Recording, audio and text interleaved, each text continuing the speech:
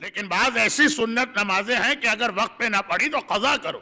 ان میں نماز شب بھی کہ اگر آپ کسی وجہ سے اس کو وقت پہ نہ پڑھ سکے تو ایسا نہیں ہے کہ رات گئی بات گئی اب اس کا تو وقت گزر گیا. نہیں، اس کی قضا بھی ہے اور بڑی تاکید بھی ہے.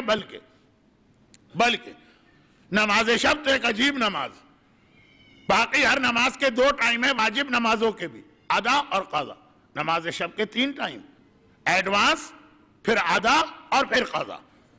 کہ کچھ لوگوں کو نماز شب وقت سے پہلے ان ایڈوانس پڑھنے کی اجازت جو اور کسی واجب نماز میں بھی اختیار نہیں، اور بعض لوگوں کو قضا بھی پڑھنے کی اجازت.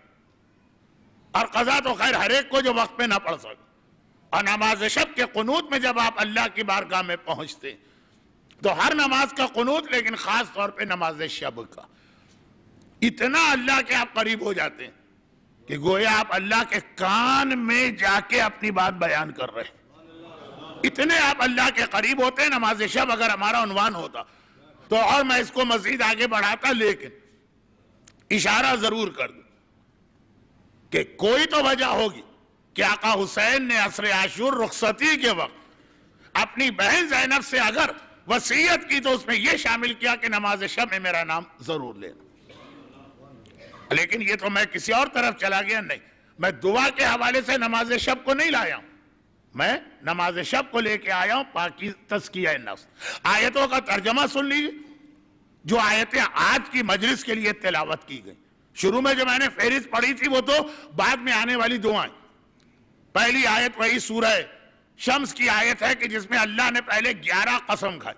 سورج کی بھی قسم کھائی اور اس کی روشنی کی بھی، چاند کی بھی قسم کھائی جو سورج کے بعد آتا، زمین اور آسمان، دن اور رات اور نفس، اور اس کے بعد یہ اعلان کیا قد افلح من زکاہا وقد خاب من دساہا. 2 جملوں میں اللہ نے پوری انسانیت کا فیصلہ کر دیا. کامیاب ہو گیا اگر نفس کو پاک کیا ہے، ناکام و نامراد و بدبخت ہوا اگر اپنے نفس کو پاک نہ کر سکا. اور سورہ یوسف کی وہ آیت جس کا حوالہ سورہ یوسف کے نام سے نہ دوں، 13ویں پارے کی پہلی آیت کے نام سے دوں تو زیادہ آسانی سے آپ ڈھونڈ سکیں گے.